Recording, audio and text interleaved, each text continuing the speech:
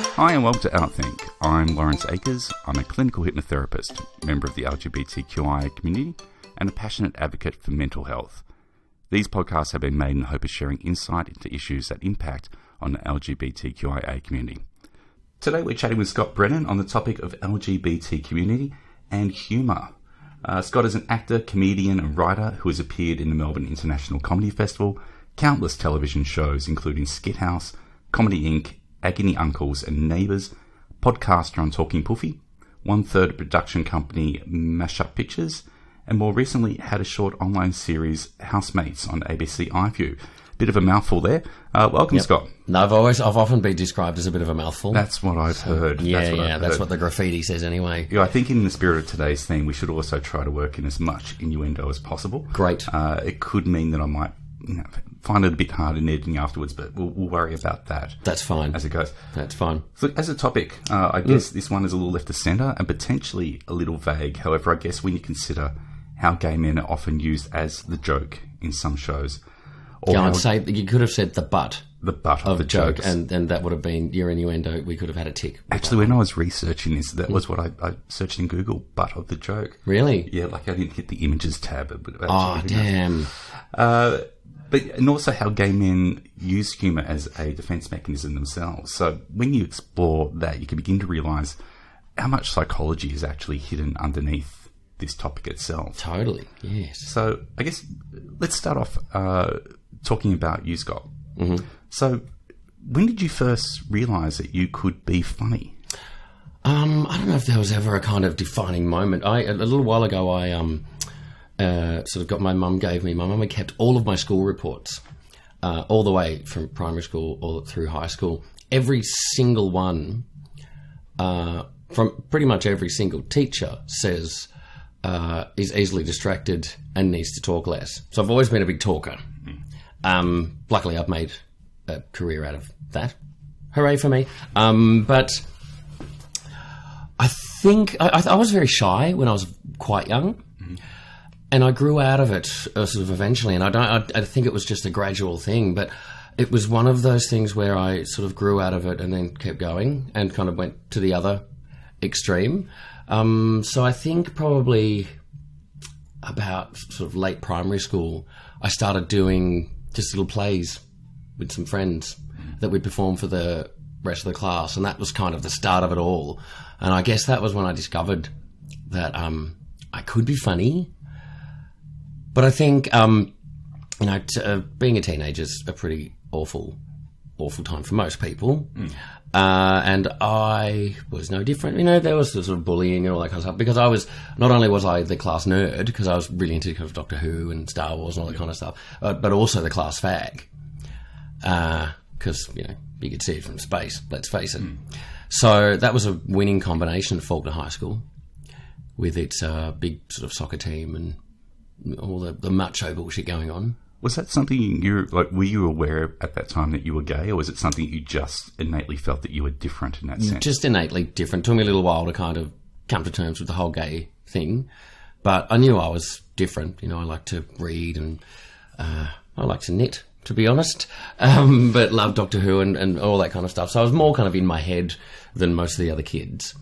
And so during high school, I got bullied a little bit, but a way around that was to make jokes. And if someone said something, horrible to me, tried to bully me like in class or whatever in front of everybody else, if I snapped back, putting them down with something funny, I came out as the winner.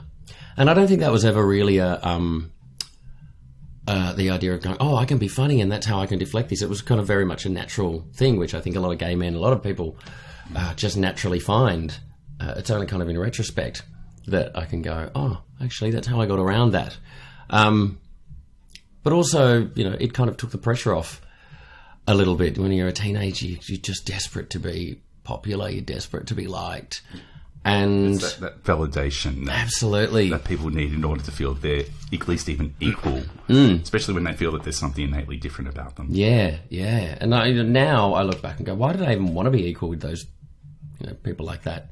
Why did I, need that? But at the time, it was it often meant I could deflect being bullied and deflect, being hit or whatever.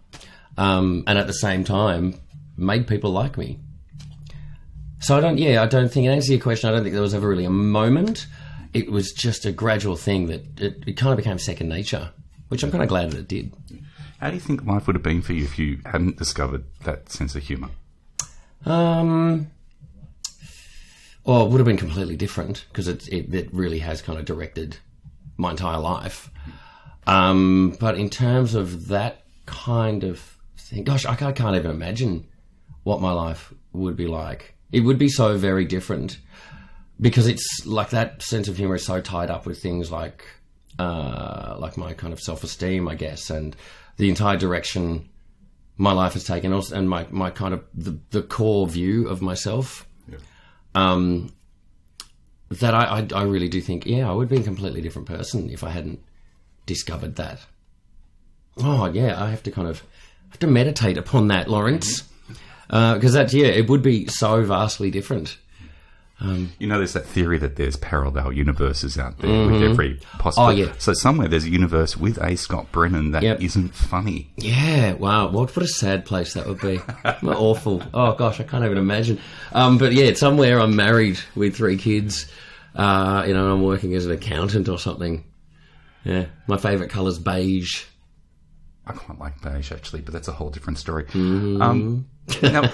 For the benefit of disclosure, Scott and I have known each other for a good 26 something like years that. Now. Something ridiculous. And I can remember very early on going to see one of your shows back when you were at university. Yeah, right. And in that show, you came out as a drag queen. Oh, yes. You remember that one? Yeah, Desire. Yeah. That show was good. So it felt like even back then that you were putting a lot of your sexuality into your onstage performance.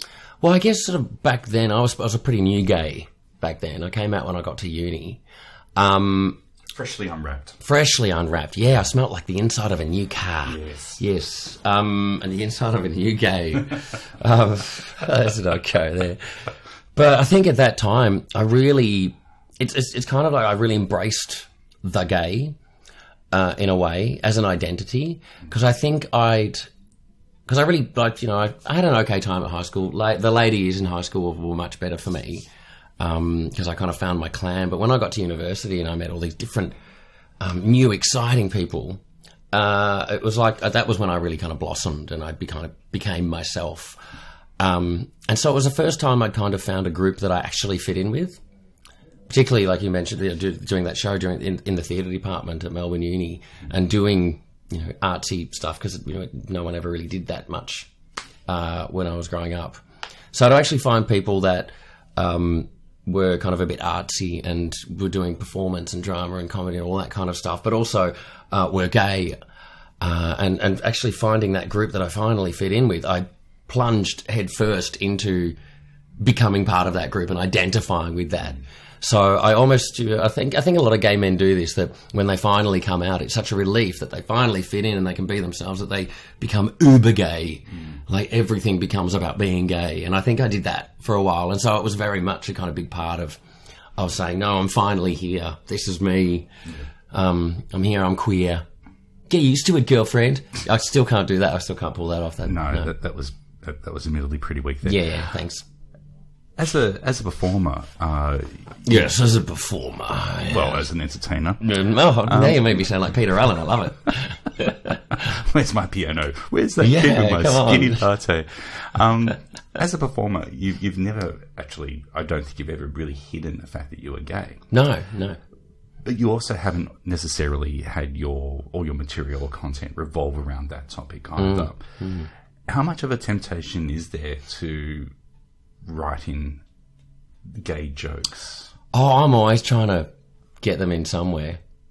And also the jokes as well. Yeah, thank you. Ding. We need a little bell every time there's a double entendre. Ding. I'll try to put that into the post-production. Yeah, great. All right, awesome. Look, it is a bit of a temptation because, I guess as a performer, as a comedian in particular, you kind of try to...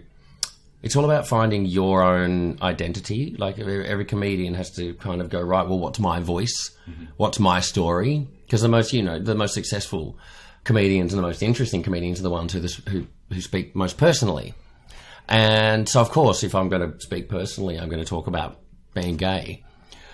So it makes a big, it takes up a big chunk of kind of, what I do. But at the same time, I'm more than just gay. I'm more than, and I kind of never wanted to be that gay comedian or that gay actor or whatever. I just, wanted to be that comedian or that actor. I think there are a lot of comedians out there who really do ride on that. Yeah. Ding. Obviously not mentioning necessarily names, but you can think of comedians out there who, as soon as you immediately think of them, you think, oh, they're the gay comedian. Yeah. And I do tend to wonder if that's something that potentially annoys them, that they are kind of typecast as being, that gay comedian instead of just a comedian. Yeah, well, I think so. I think it can be, as freeing as it is, I think it can be a bit limiting as well. And I think that there would be a lot of things that these comedians are not kind of considered for simply because they are that gay comedian. And also, but also as an actor, I don't want to be too identifiable as gays because I don't want people kind of watching anything that I'm in and going, oh, there's that gay guy. Yeah. I want them to be going, there's that character that he's playing. So you kind of, I guess, also I'm a little bit kind of private anyway, so I don't, give too much. Which is why we're talking about your life. Well, exactly, yes. You promised we'd do it in song though, Lawrence. Like I've never understood that whole kind of reality TV stuff of people kind of just selling themselves and just, wanting to give away everything. I'd like to keep it a little private, even though we are talking like this. So no living on the Brennans or living with the Brennans. No. Oh, hell no. I can't living on the Brennans. Oh, maybe. Yeah. Yeah, there's living in the Brennans. It's a reality series about the bacteria in my stomach.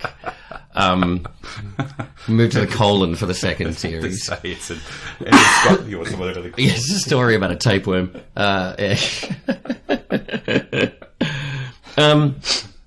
So it's kind of, it is one of those things that right from the start it's been, well, yeah, I'm gay, whatever, no big deal.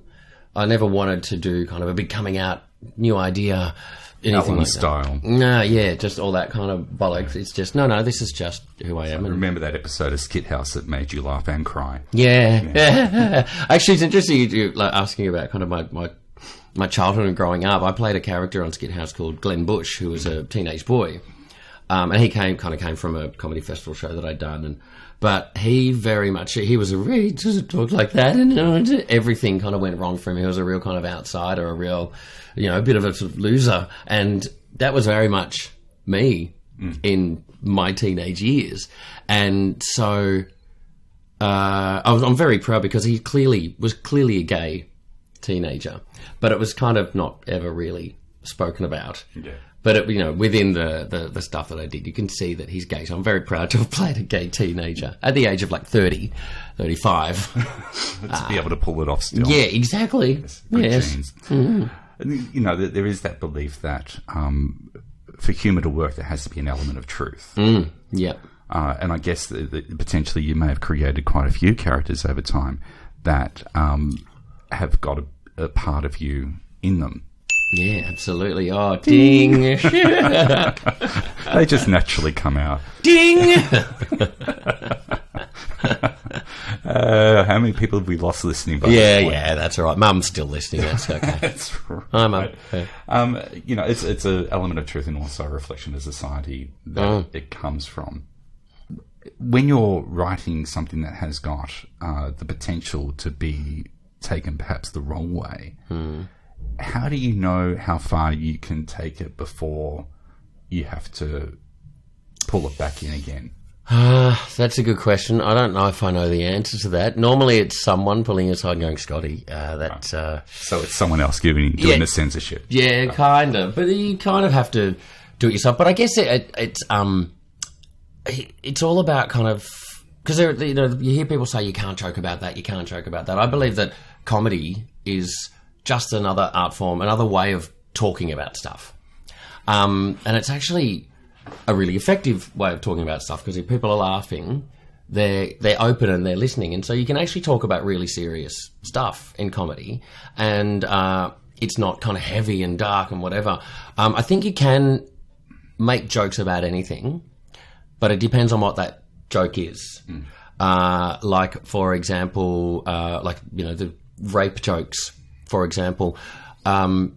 You just can't make jokes about, that make rape seem good or vilify the victim. Yep. You can make jokes about, say, the mindset of the rapist and how screwed up that is. He says, censoring himself.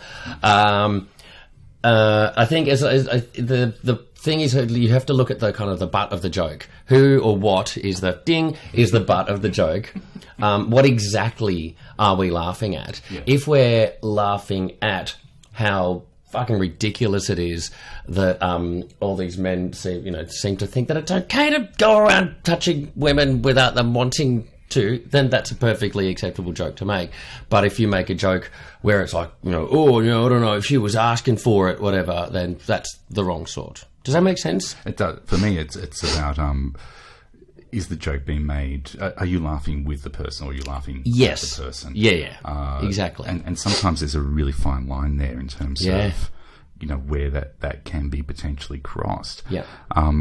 And there's potential, and I think that's, especially in this day and age of political correctness, where people seem to be really having to mind every single word they use for fear that someone is going to be offended, instead of looking at perhaps the intention behind. Exactly, yeah. Often you're talking about, on stage, talking about a particular topic, and it might be a bit of a sensitive topic, and people just hear the topic and don't hear what you're saying. I suppose from a live stand-up comedian aspect, you've got pretty instant feedback if Absolutely. The joke is badly received or not. Yeah. But, if you look at people, let's say, for instance, Donald Trump, who... I'd rather not look at him. Well, most of us would rather not. He does use humour as a defence mechanism. Some people find it charming, amazingly. Other people find it disturbing. Yeah. Yet there's no denying he uses humour as a way to communicate and to connect. Yeah. Well, he's a showman, and and he understands, I think, that how powerful humour can be, and even when he's saying the most appalling things, and he says a lot of really appalling things. He does, absolutely. If he can spin that with a bit of a giggle, he knows what he's doing. Absolutely. Oh, it makes me just feel sick to the stomach. So there's the one lesson for wannabe gay comedians out there: don't be like Donald Trump. Yeah, good tip. Good tip. Yeah, we all love a good tip. That's right.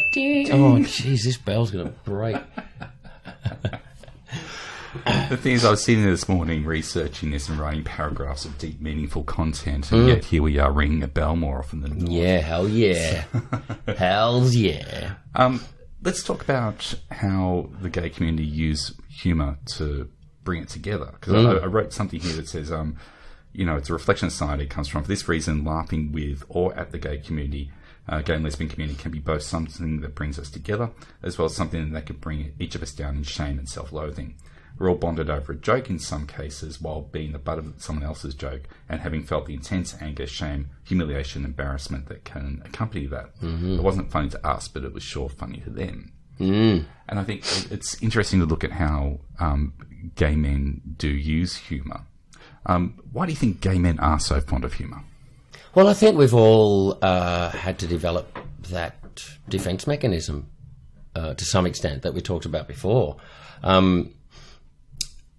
And I think that, there's this whole sort of idea of sort of gay men being kind of frivolous and flamboyant and all that kind of stuff. And I think that kind of comes from that so many of us, for so long when we're growing up, have such a hard time and feel so bad about ourselves and kind of get put down and marginalised and discriminated against, that when we're finally kind of ourselves and we're finally in our group, in our community, it's like, well, fuck this.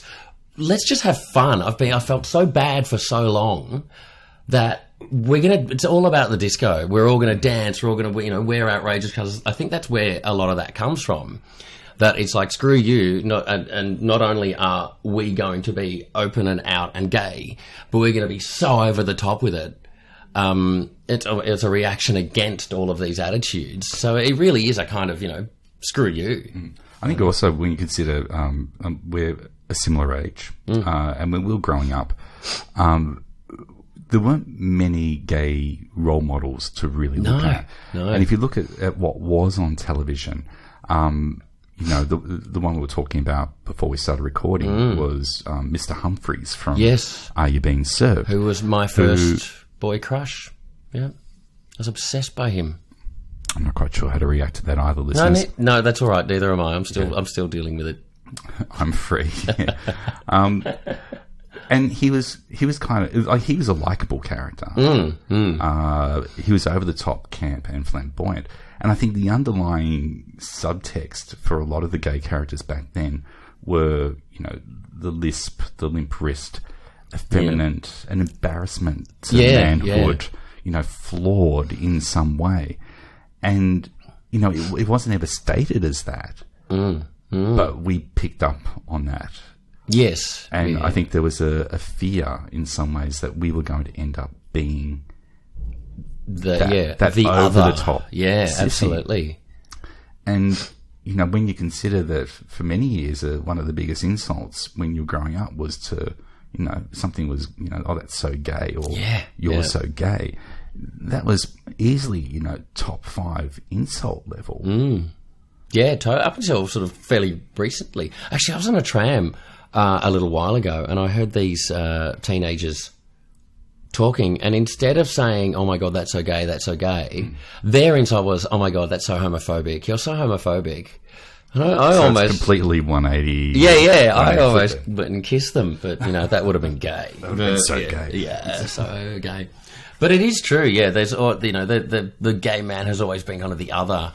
And particularly like when we were growing up during the 80s, when the AIDS crisis was in full swing, and there was the gay plague, and gay men were... It was almost a villainization. Yeah, absolutely. It was like we were the new lepers, and we had the Grim Reaper bowling and knocking over small children on TV. Yeah. That was a pretty tricky time. So we were either the hilarious, not taken seriously butt of all jokes, or we were somehow mass murderers. And great bowlers. Yeah, good. Yeah. Oh, yeah. Got a strike. Mind you, we can't, confirm or deny if Death in that ad was actually meant to be gay, because he didn't have a cocktail glass in his hand. No, it's true. He didn't have matching shoes and belt. Did bowl with a particularly limp wrist, though. Did he? Yeah. Okay, well, there you go. Decision is not in yet. The verdict is out. Examples of gays using humour again. There we go. Well, when you're faced with that kind of stuff, what else can you do but make fun of it and laugh? It was horrific at the time. It was awful. Yeah. And as a consequence, because of the AIDS crisis, and because of the governments and health bodies dragging their feet and taking it seriously, we did lose most of a generation of gay men. So we don't have... Like, we lost a generation of kind of forefathers for us, for our generation, at the age that we are, that, that the older guys who should have been the kind of mentors for us, like, they'd really thinned out the herd. A lot of them had been lost. And so we, in the wake of all of that, that horror, we had to kind of rebuild ourselves in a way. Yeah. We didn't have that previous generation to guide us because, there just weren't many of them left, to be honest. I think we've done all right. And now, look, you've got a podcast. You're, helping young people everywhere. Yes, I'm living the dream. Yeah, totally. I do want to read you a little bit here about... this is from a book called The Velvet Rage by Dr. Alan Downs. If you haven't read it out there, go and grab a copy. It's absolutely fantastic. But Downs had coined the phrase to refer to a very specific anger he encountered in his gay patients. And whether it was manifesting drug abuse or promiscuity or alcoholism, and whose roots the book argues are found in childhood shame and parental rejection. And he explains that velvet rage is the deep and abiding anger that results from growing up in an environment when I learned that who I am as a gay person is unacceptable, perhaps even unlovable. This anger pushes me at times to overcompensate and try to earn love and acceptance by being more, better, beautiful, more sexy. In short, to become something I believe will make me more acceptable and lovable. And in the book, he says, gay men are known for a cynical and biting sense of humour. We often use humour as a channel for our rage. No one can write a searing commentary on the latest fashion faux pas of a celebrity like a gay man. Society has come to recognise and appreciate the sharp-tongued, bitchy humour of gay men. That's interesting. Yeah, I think that's very true. I do as well. And I think that people out there probably listen to this going, what a load of bullshit. But at the same time, if you look at some of your circle of friends who perhaps are just coming out or who are finding their identity and who may be unsure about who they are, humour as a defence mechanism is often one of the go-to traits. Yeah, absolutely. Absolutely. I think there's kind of I think that's very true, and I think in a lot of us there is that rage that as a defense mechanism, but I think also that rage can be quite healthy. I think that rage is what led to things like gay pride.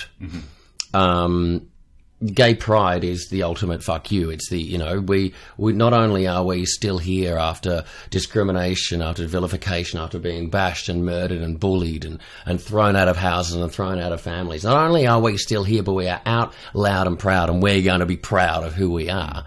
So I think in some ways that anger can actually be quite a powerful tool, and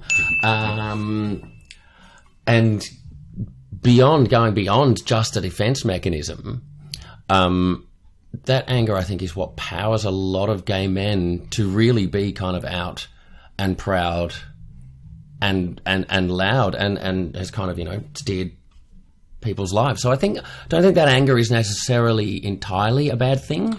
I think in his case, he's talking more about when people are inauthentic, when they have so much shame that they create a false version of themselves that is more likable and lovable. And because of the fact that they are creating that inauthentic version themselves, they're not able to be authentically real. And so quite often what will happen is that, they'll find that there is this invalidation that occurs. They never feel truly validated, acknowledged. And that can result in a rage where, the slightest thing might send someone into the dinner party is suddenly ruined because the napkins don't match the... Yeah, right. We all know those people that, something really small just seems to trigger this explosion of energy. But I guess it kind of feeds itself as well, sort of, if you're in that cycle, because you're being inauthentic anyway. So whatever validation you get is not necessarily for you. It's for this kind of mask that you're wearing. And so... I guess if you're stuck in that cycle, you just keep going round and round and round, trying to get validation for something that's not actually authentic, which, creates more rage. It's true, yeah, and it's very easy, and I've gone through periods of it in my life. It's very easy to be negative. Yes. You can get really stuck in that groove. And I'm a pretty positive guy, happy-go-lucky. Yeah, he says, flicking his hair. I remember years ago, I was working at the Princess Theatre as an usher, but it was a really beautiful day, and I didn't even realise that I'd been stuck in this kind of negative, bitchy groove. I think I'd really just kind of got into that. And it was a really beautiful day, and I walked into stage door to go to work, and the guy behind the desk said, "Hey, how you going?" I said, "Oh, wow, awesome. It's just such a beautiful day. It's sunny. I've just been walking." And he went, "Wow, that's the first time I've heard you say that. Normally you complain about having to be at work." And I kind of went, "Oh my God, I do. Every time I've spoken to this guy, I've complained about something." And that was a real kind of wake-up call. Someone just had to point it out to me. But I didn't realise that I'd kind of been stuck in this, bitchy. And I was being sparkling and hilarious, but I was also being negative. And I really believe that, the words that you say to yourself and the words you say to other people, your words become your reality. Absolutely. And perception is reality. Absolutely, yes. And so to actually just change the words that I was using meant that I just got happier. Yeah. Like normally I would have had, it was a beautiful day, I would have walked in, complained about being at work, and then, that it had that needed, but because I started actually acknowledging the good things, it actually turned a whole lot around for me. And isn't it funny how, quite often we hear about some of the world's greatest comedians having actually been manic depressive? Yeah, yes. People like Spike Milligan, who was very open about his depression and his battle with depression. Peter Sellers being another classic example. In fact, any goon. Yeah, it's true. I don't know about they're Harry a Seacombe. sad sack of bunch, weren't they? I'm not sure about Harry Seacombe, but I know Spike Milligan and the other one whose name Peter Sellers. Thank you. Yes. I just said it like a couple of minutes before. Yeah, that's all right. And Peter Sellers were definitely experienced depression. Yeah. How funny is it that they can go on stage and present this other version of them? Yeah. Thinking again about the whole other version that we're talking before about inauthentic. Well, being inauthentic, going on stage and presenting this version of them that is funny, and then getting off stage and being miserable bastards. Yeah, well, I think it really speaks to the power of the mask, that just how strong these personas can be.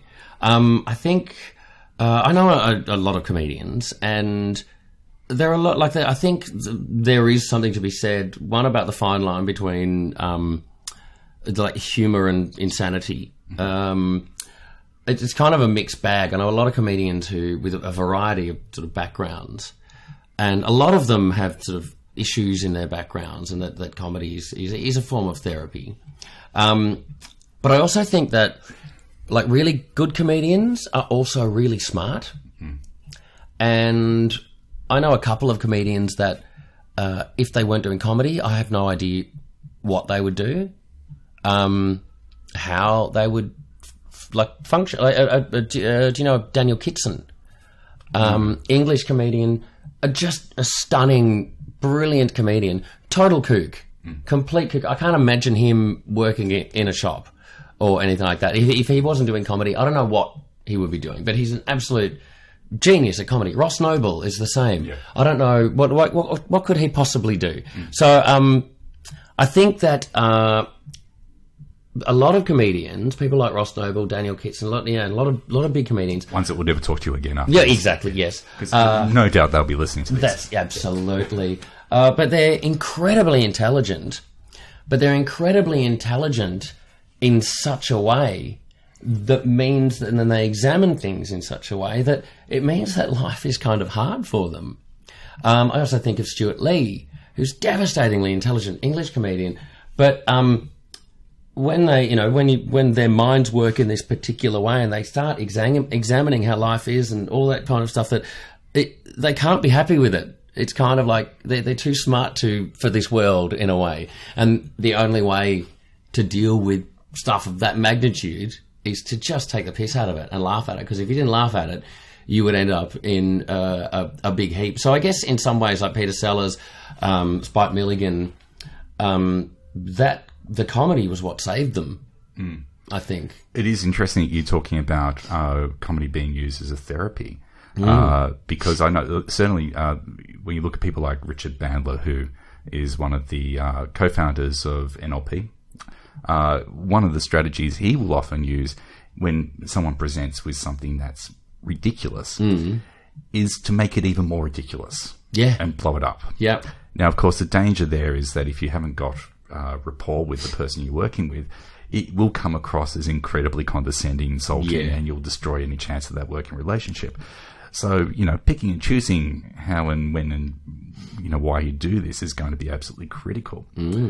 But it is interesting that the way humour works is that it will often take something that people experience every day and then present it or reframe it in a way that gives it a whole new different meaning or a new spin. Hell yeah, yeah. And that would be a really wonderful tool for someone who, say, might be experiencing depression every day and needs to view that with a new spin. Well, absolutely. Well, as a stand-up, as a comedian, I don't do too much stand-up anymore, but you, like, as a stand-up, you kind of tell stories, and sometimes you exaggerate the stories, sometimes you change them, little tweaks, bits and pieces. It's all rooted in reality, but you kind of fiddle around with them and change them. And if you're telling a story about something that's happened to you, if you do it enough times on stage as stand-up in telling that particular way, that the way you tell it becomes the memory. That, your version of the story supplants, the actual memory. And so I guess memories are just stories in our heads that we tell ourselves. And if you can tweak and change, a potentially, horrible story for you and make it funny, then you've kind of shifted that part of your past. Yeah.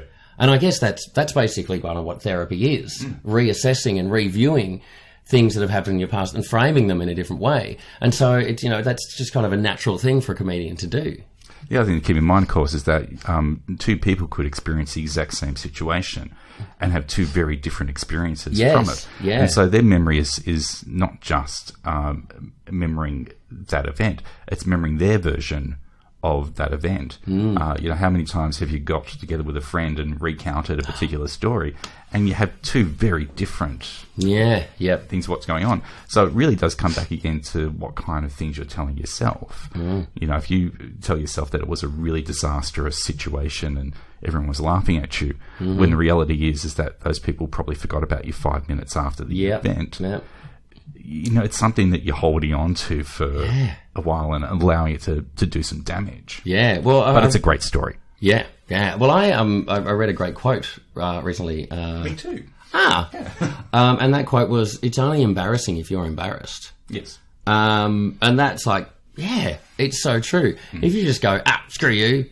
I always ascribe to the view that, you hear the phrase, dance like no one's watching. No. Dance like everyone's watching. Yep. Go completely nuts and put on a show. That's basically how I approach my life. I assume I'm being watched all the time, Lawrence. Well, after that restraining order, I did stop for a while. Yeah, that's true. Yeah. That's true, yeah. Thanks again. And thank you everyone for listening. And make sure you tune in next fortnight. Thanks. We'll speak to you all soon.